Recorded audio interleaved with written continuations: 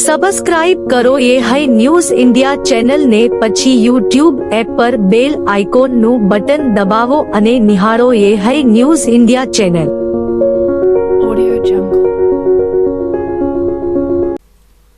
2024ની લોકસભા ચૂંટણીને લઈને Deodar circuit house ખાતે કોંગ્રેસની બેઠકમાં જિલ્લા કોંગ્રેસના કાર્યકારી પ્રમુખ નરસિંહભાઈ રબારી સહિત જિલ્લા કોંગ્રેસના પ્રમુખ ભરતસિંહ વાઘેલાની આગેવાની હેઠળ કોંગ્રેસના કાર્યકરો સાથે બેઠક યોજી હતી.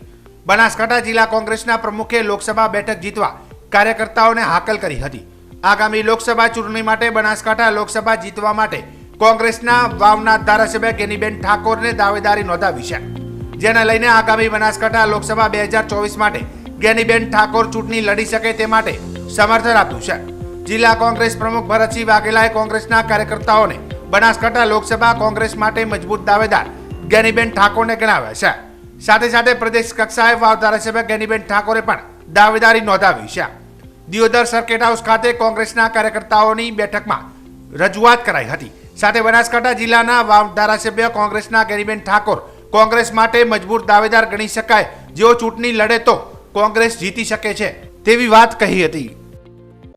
ચોક્કસપણે બધા જ કાર્યકર્તા આગેવાનોનો એક સૂર છે કે ગેનીબેન ઠાકોરને લોકસભાની ચૂંટણી લડાવવી જોઈએ.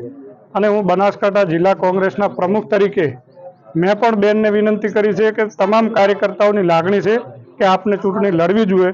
અને બેને પણ જે રીતે કાર્યકર્તાઓનો આગેવાનોનો ઉત્સાહ દેખતા એમણે પણ પ્રદેશ કક્ષાએ પોતાની દાવેદારી નોંધાવી છે. અને અમે બનાસકાંઠા જિલ્લાના કોંગ્રેસના પ્રમુખ તરીકે હું એમને ખુલ્લું સમર્થન આપું છું કે બેને જ બનાસકાંઠા જિલ્લાની લોકસભાની ચૂંટણી લડવી જોઈએ એવું સમગ્ર જિલ્લાનો પ્રવાસ કરતા કાર્યકર્તાઓની પણ લાગણી છે. અને સાથે સાથે મારી વ્યક્તિગત પણ જિલ્લા કોંગ્રેસના પ્રમુખ તરીકે લાગણી છે કે બેને ચૂંટણી લડવી જોઈએ. બાપુ, કોંગ્રેસ કયા મુદ્દે? ખોટી સરકારી કચેરી, ખોટું તોલ નાકો ને નકલી અધિકારી બાદ હવે મામલતદારના ખોટા સિક્કા બનાવી જમીનના ડુપ્લિકેટ હુકમ બનાવવાનું કૌભાંડ બહાર આવતા કળભળાટ મચી ગયો હતો. અમીરગઢની મામલતદાર કચેરીના બનાવટી સિક્કા બનાવી મામલતદારની નકલી સહી કરી અમીરગઢ તાલુકાના જેઠી ગ્રુપ ગ્રામ પંચાયતના ઉમરકોટ ગામની જમીનના ડુપ્લિકેટ હુકમો બનાવી 50થી વધુ લાભાર્થીઓને ફાળવી દીધા હોવાનો સનસનીખેજ ખુલાસો થયો હતો. કેટલાક અજાણ્યા ભેજાબાજોએ પ્રત્યેક લાભાર્થી પાસેથી અઢી લાખ રૂપિયા લઈ 1.25 કરોડથી વધુનું કૌભાંડ આચર્યું હોવાનું સામે આવ્યું હતું. જેના પગલે સરકારી જમીન કૌભાંડ મામલે તેમજ સરકારી કર્મચારીઓનો દુરુપયોગ કરી ખોટા હુકમ કરનાર આરોપી કિરણ રણાવસિયાની 5 દિવસ પહેલા અટકાયત કરવામાં આવી હતી. તેમજ પોલીસે રિમાન્ડ મેળવીને વધુ પૂછપરછ કરતા ઉમરકોટ અને મહાદેવિયા ગામની સરકારી જમીનના ખોટા હુકમ મામલામાં વધુ એક આરોપીનું નામ ખુલતા પોલીસે ભરત દીપા નામના આરોપીની અટકાયત કરી છે. ઉલ્લેખનીય છે કે લોકો પાસેથી 1 કરોડ 25 લાખનું કૌભાંડ આચરી સરકારી જમીનના ખોટા હુકમો કરનાર આરોપીઓને અમીરગઢ પોલીસે અટકાયત કરી હાલ વધુ તપાસ હાથ ધરી છે. તેમજ સરકારી જમીનના ખોટા હુકમ કરનાર અને જમીન કૌભાંડ મામલે વધુ નામ ખુલે તેવી શક્યતા હાલ સેવાઈ રહી છે. પ્રધાનમંત્રી નરેન્દ્ર મોદીએ આજે વિકસિત ભારત વિકસિત ગુજરાત અંતર્ગત 2993 કરોડના ખર્ચે તૈયાર થયેલા 1,31,454 આવાસોનું વર્ચ્યુઅલ લોકાર્પણ કરવામાં આવ્યું હતું. ગુજરાતની 182 બેઠક પર આજે પ્રધાનમંત્રી નરેન્દ્રભાઈ મોદીએ વર્ચ્યુઅલ ઉપસ્થિત રહી લાભાર્થીઓ સાથે વિશેષ ચર્ચા કરી હતી. ત્યારે બનાસકાંઠા જિલ્લાના ડીસા ખાતે ગુજરાતના મુખ્યમંત્રીની અધ્યક્ષતામાં આવાસ અર્પણ કાર્યક્રમ યોજાયો હતો. આ કાર્યક્રમમાં પધારવા લાભાર્થીઓની સુવિધા માટે 1334 બસોની વ્યવસ્થા કરવામાં આવી હતી. આ ઉપરાંત 50,000 કરતાં વધારે લોકો માટે ભોજન વ્યવસ્થા પણ ઉપલબ્ધ બનાવવામાં આવી હતી. મુખ્યમંત્રી હેલિકોપ્ટર દ્વારા હવાઈ માર્ગે ડીસા એરપોર્ટ પર પહોંચ્યા હતા અને તેમનું ભવ્ય સ્વાગત કરવામાં આવ્યું હતું. મુખ્યમંત્રીના આગમન બાદ વિધાનસભાના અધ્યક્ષ શંકર ચૌધરીએ સ્વાગત પ્રવચન કર્યું હતું. સૂકા બનાસકાંઠા જિલ્લામાં કર્માવત તળાવ સહિત દાંતીવાડા ડેમ અને સીપુ ડેમમાં પાણી ભરવાની યોજનાને પગલે આભાર વ્યક્ત કર્યો હતો. સાથે સાથે પ્રધાનમંત્રી દ્વારા ઘર વિનાના પરિવારોને પોતાની માલિકીના ઘર બનાવી આપતા આજે આ પરિવારોને કાયમી સરનામું મળ્યું છે. આજે બનાસકાંઠા જિલ્લા માટે ગૌરવમય ક્ષણ કહેવાય કે દેશના પ્રધાનમંત્રીશ્રીએ આજે વર્ચ્યુઅલી ગરીબ માણસને મકાન આપવા માટે બનાસકાંઠા જિલ્લાની ધરતીને પસંદ કરી. એ માટે રાજ્યના દેશના પ્રધાનમંત્રીશ્રીનો આપણે બનાસકાંઠા વતી ખૂબ ખૂબ આભાર માનીએ આપણે બધા. બનાસકાંઠા આભાર માને તો આવો ના હોય. બનાસકાંઠા જિલ્લાએ દેશના પ્રધાનમંત્રી મોદી સાહેબનો અને રાજ્યના મુખ્યમંત્રી શ્રી ભૂપેન્દ્રભાઈ પટેલ સાહેબનો બેનો આભાર માનવો હોય તો ત્યાંથી કરીને અહીંયા જેટલા લોકો છે બધાય બે હાથ ઊંચા કરીને તાલીઓ પાડીને એકવાર આભાર માનો. જોરદાર તાલીઓ ચાલુ રાખો બધા. શેખ ત્યાંથી આભાર માનો બધા. ખૂબ ખૂબ આભાર. આ આપ સૌનો દેશના પ્રધાનમંત્રી મોદી સાહેબ અને રાજ્યના મુખ્યમંત્રી શ્રી આદરણીય ભૂપેન્દ્રભાઈ પટેલ પ્રત્યેનો આ પ્રેમ અને લાગણી છે. આ ધરતીની અંદર જ દેશના પ્રધાનમંત્રી મોદી સાહેબે અનેક દિવસો સુધી કામ કર્યું છે, ગામડે ગામડે ફર્યા છે, આ ધરતીની અંદર આળોટીને મોટા થયા છે. અને જ્યારે પણ કઈ મદદ કરવાની બાબત આવતી હોય ત્યારે બનાસકાંઠા જિલ્લો, આ ઉત્તર ગુજરાતની ધરતી, આ ગુજરાતની ધરતીને જે પસંદ કરે છે એ આપણા બધા માટે ગૌરવની ક્ષણ છે. આ વિસ્તાર માટે નર્મદાનું પાણી લાવવાનું હોય, અલગ અલગ યોજનાઓ મૂકવાની હોય, અને જે વિસ્તારની અંદર પાણી નથી ત્યાં આગળ પણ રાજ્યના મુખ્યમંત્રીશ્રીએ કરોડો રૂપિયા ખર્ચીને બજેટની અંદર નાણાકીય જોગવાઈ કરી છે ને એના માટે એટલે બધા આભાર માનો, બધા તાળીઓ પાડીને એકવાર બરાબરનો. હમણાં છેલ્લે બાકી રહેતું હતું તો ત્યાં કર્મામતની અંદર પણ એમની પણ વ્યવસ્થા કરાવરાઈ માન્ય મુખ્યમંત્રીશ્રીએ. અને અહીંયા સીપુ હોય, આજુબાજુના તળાવો ભરવાના હોય, દાંતીવાડા ડેમ હોય, જ્યાં જ્યાં પાણી નથી ત્યાં બહારથી લાવીને પણ પાણી પહોંચાડવા માટેનું મોટું કામ રાજ્યના મુખ્યમંત્રીશ્રીએ કર્યું છે.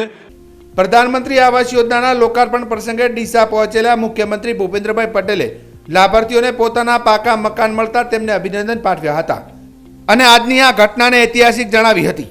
ભૂપેન્દ્ર પટેલે વધુમાં જણાવ્યું હતું કે એક સાથે મોટી સંખ્યામાં લાભાર્થીઓ લાભો મળી રહ્યા છે, જેને લઈને આજે ગુજરાતના લાખો પરિવારના ઘરમાં લાપસી બનશે.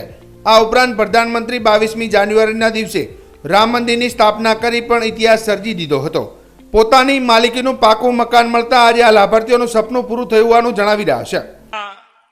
સૌથી લોકપ્રિય જનનાયક અને યશસ્વી વડાપ્રધાન શ્રી નરેન્દ્રભાઈ મોદીની પ્રેરણાથી આજે ગુજરાતના લાખો પરિવારના ઘરે લાપસીના આંધણ મૂકવાનો પ્રસંગ આવ્યો છે. એક સાથે એક જ સમયે 1,32,000 થી વધુ આવાસોના લોકાર્પણ અને ખાતમુહૂર્ત એ ઐતિહાસિક ઘટના છે અને તેના પ્રેરણા સ્ત્રોત છે આપણા આદરણીય શ્રી મોદી સાહેબ.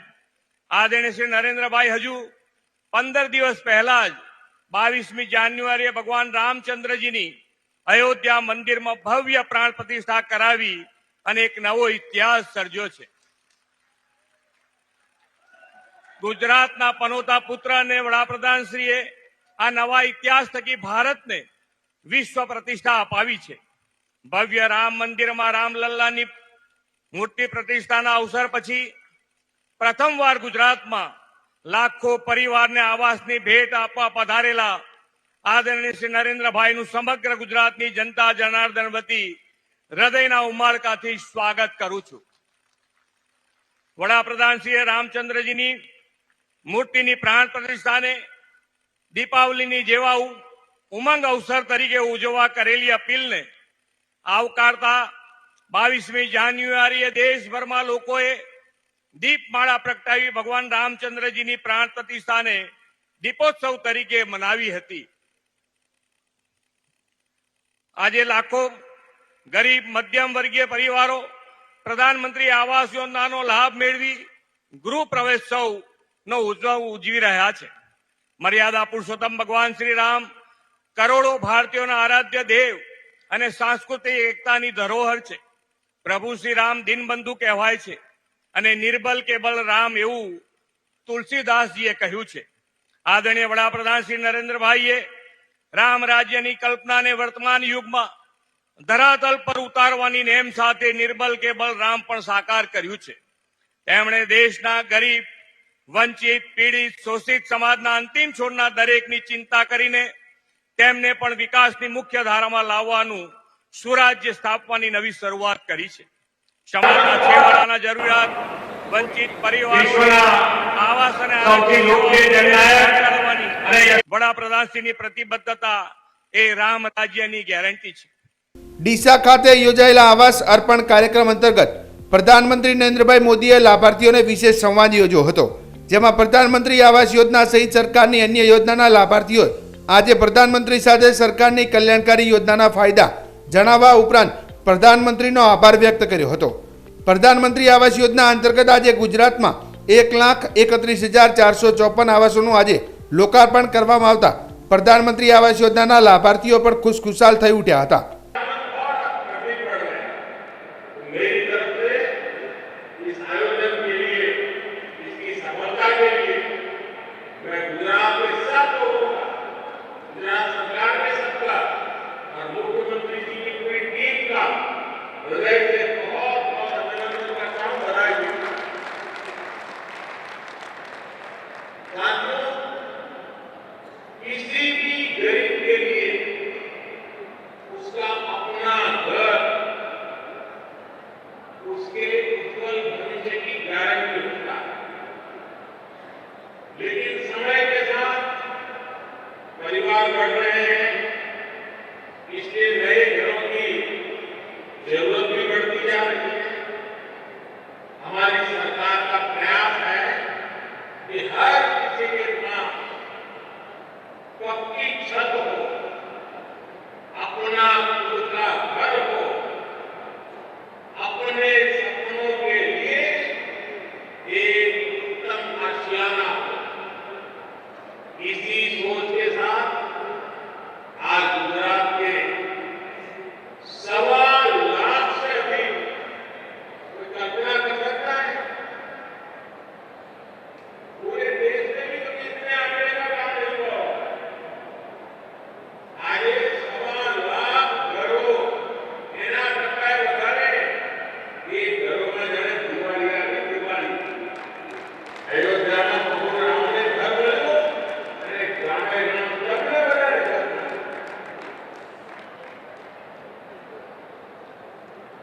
आज जिन परिवारों को उनका नया घर मिला है, उन सब परिवारजनों को मेरी तरफ से बहुत बहुत बधाई और बहुत बहुत शुभकामनाएं. દિયોદર કોંગ્રેસ સમિતિએ બનાસકાંઠા જિલ્લા કોંગ્રેસ પ્રમુખ સહિત કાર્યકારી પ્રમુખ સાથે કોંગ્રેસ કાર્યકરોએ ભાજપ સરકારનો વિરોધ કરી હલ્લાબોલ કર્યો હતો. જ્યાં દિયોદર લાખણી ભીલડી પંથકના ખેડૂતોના પાણી, વીજળી, વિવિધ પ્રશ્નોના ઉકેલની માંગ કરી હતી અને આ વિસ્તારના આરોગ્ય, શિક્ષણના પ્રશ્નો, દિયોદર લાખણી ભીલડી વિસ્તારના પ્રાથમિક શાળાને અપગ્રેડ કરી માધ્યમિક શાળાઓ બનાવવામાં આવે, સરકાર બેરોજગારી હટાવી સરકારી વિવિધ વિભાગોમાં ભરતી કરાય, અહીંના ખેડૂતો માટે નર્મદા કેનાલ દ્વારા સુજલામ સુફલામમાં કાયમી પાણી ચાલુ રાખે, સાથે વીજ ચેકિંગને લઈને ખેડૂતોને કરાઈ રહી છે કનડગત બંધ કરે, ખેડૂતોના બોરવેલના વીજ મીટર કાઢી સમાન નીતિથી ખેડૂતોને હોર્સ પાવરથી વીજળી આપે, શિક્ષિત બેરોજગારને રોજગારી આપે, સરકારી નોકરીઓમાં ખાલી જગ્યા ભરવાની માંગ કરી હતી. જિલ્લાના દિયોદર મધ્ય સેન્ટરને રેલવે જંકશન રેલવે સ્ટેશન બનાવી નવી ટ્રેનો શરૂ કરવા સાથે સરહદી જિલ્લામાં પશુઓમાં આવેલા ખરવા મવાસા વાયરસથી હજારો પશુઓના મોત થતા પશુપાલકોને વળતર અને પશુઓને રસી આપવાની માંગ કરી હતી. દિયોદર લાખણી ભીલડી વિસ્તારના ગામડાઓમાં એસટી સુવિધાઓથી વંચિત વિદ્યાર્થીઓ અને મુસાફરોને પડી રહેલી હાલાકી દૂર કરે તેવી આ સરકાર અને મુખ્યમંત્રીને રજૂઆત કરતો પત્ર મામલતદારને આપ્યો હતો અને આ તમામ માંગો નહીં સંતોષાય તો બનાસકાંઠા જિલ્લા કોંગ્રેસ સરકાર સામે આવનારી લોકસભા 2024ની ચૂંટણી પહેલા સરકાર સામે કોંગ્રેસ જન આંદોલન કરવાની ચીમકી પણ ઉચ્ચારી હતી. જે અમારા દિયોદર તાલુકા કોંગ્રેસ સમિતિના પ્રમુખ નરસિંહભાઈની આગેવાની હેઠળ તાલુકા કોંગ્રેસ સમિતિએ મુખ્ય જે દિયોદરના સ્પર્શતા પ્રશ્નો એમાં પણ જે રીતે છેલ્લા 4-5 દિવસથી સતત ખેડૂતો ઉપર વીજ દંડ આપવામાં આવી રહ્યો છે, વીજ ચેકિંગના નામે ખેડૂતો ઉપર ત્રાસ ગુજારવામાં આવે છે, એ પણ માંગણી લઈને તાત્કાલિક વીજ ચેકિંગ બંધ થાય. જે રીતે મેલો અને ચરમી આવી છે શિયાળુ પાકમાં, તો પાક પણ નિષ્ફળ ગયો છે, એનું પણ સર્વે કરવામાં આવે. પશુપાલનમાં ખરવા મુહાસા નામનો રોગ આવ્યો છે, એનાથી ખૂબ મોટી પશુપાલનમાં જાનહાની થઈ રહી છે, તો રસીકરણ તાત્કાલિક ચાલુ કરવામાં આવે, સિંચાઈની પાણીની સુવિધા કરવામાં આવે અને હાલ વર્તમાન જે હમણાં બજેટ રજૂ કર્યું એમાં દિયોદર તાલુકાને સદંતર અન્યાય કરવામાં આવ્યો છે. આ વિવિધ માંગણીઓ લઈને આજે તાલુકા કોંગ્રેસ સમિતિએ આવેદનપત્ર મામલતદારશ્રીને પાઠવ્યું છે. આજે દિયોદર તાલુકા કોંગ્રેસ સમિતિએ મામલતદાર સાહેબના માધ્યમથી સરકાર સમક્ષ માગણી કરી છે. આ વિસ્તારના ખેડૂતોના જે પ્રશ્નો છે, પાણીના છે, વીજળીના છે, એનો ઉકેલ લાવવા માટે માંગ કરી છે. આરોગ્ય શિક્ષણમાં પણ સરકારે નવી જે બજેટની જાહેરાત કરી એમાં દિયોદરને કાંઈ મળ્યું નથી, તો સરકાર માધ્યમિક સ્કૂલ પ્રાથમિક સ્કૂલોને અપગ્રેડ કરવાની પણ વાત મૂકી છે. આ સહિતની જે શિક્ષિત બેરોજગારોને રોજગારીની તકો, સરકારી નોકરીઓ આપવા માટે વાત કરી છે. નર્મદા કેનાલમાં નવી કેનાલ ચાલુ કરવા, સુજલામ સુફલામમાં 365 દિવસ પાણી ચાલુ રાખવા માટે રેલવે સ્ટેશનને અપગ્રેડ કરીને જંકશન સ્ટેશન બનાવવા સહિતની અસંખ્ય માંગો છે સરકાર સમક્ષ મૂકી છે. સરકાર સત્વરે આ માંગોને પૂરી કરવામાં આવે, નહીંતર લોકસભાની ચૂંટણી પહેલા કોંગ્રેસ પાર્ટી આંદોલન કરી અને સરકારને આ માંગો પૂરી કરવા માટે ફરજ પાડશે. વડાપ્રધાન શ્રી નરેન્દ્રભાઈ મોદીની વર્ચ્યુઅલ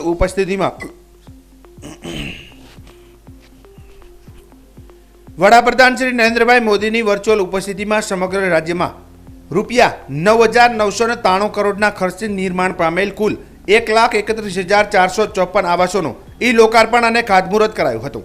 જેમાં મુખ્યમંત્રી શ્રી ભૂપેન્દ્રભાઈ પટેલ બનાસકાંઠાના ડીસા ખાતે યોજાયેલા રાજ્ય કક્ષાના કાર્યક્રમમાં ઉપસ્થિત રહ્યા હતા. જે કાર્યક્રમને લઈને દિયોદરના ખેડૂત આગેવાન કાંકરેજના ખેડૂતોને યુજીવીસીએલ વીજ કંપની દ્વારા ચેકિંગ હાથ ધરી ખેડૂતોને ખોટા દંડ આપતા હોવાની રજૂઆત કરવા જતા હતા. તે દરમિયાન દિયોદર પોલીસે રસ્તામાંથી અટક કરી હતી. ત્યારે દિયોદરના ખેડૂત આગેવાન અમરાભાઈ ચૌધરી સહિત ખેડૂતોને દિયોદર પોલીસ મથકે લવાયા હતા. તેમજ પોલીસ મથકે નજરકેદ કરાયા હતા. તેમજ સરકાર સામે ખેડૂતોએ રોષ ઠાલવ્યો હતો.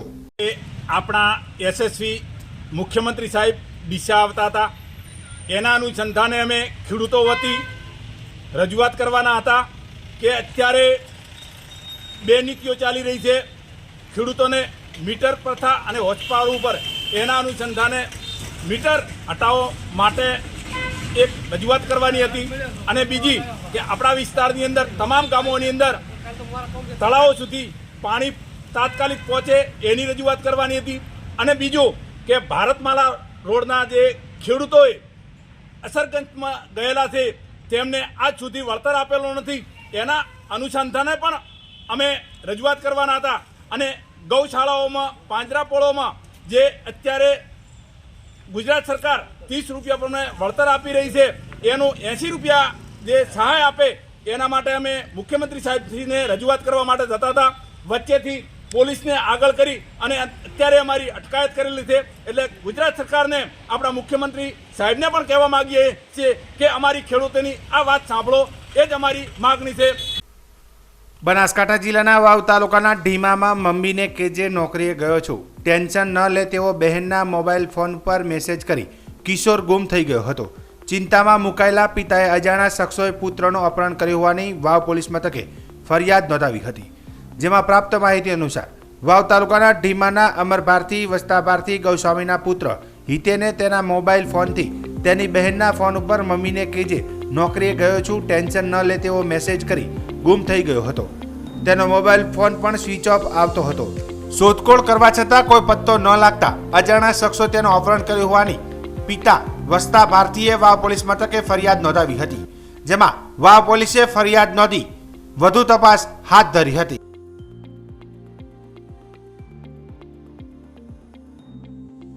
સબસ્ક્રાઇબ કરો ये है न्यूज़ इंडिया चैनल ने પછી YouTube એપ પર બેલ આઇકોનનું બટન દબાવો અને નિહાળો ये है news India channel. Audio Jungle.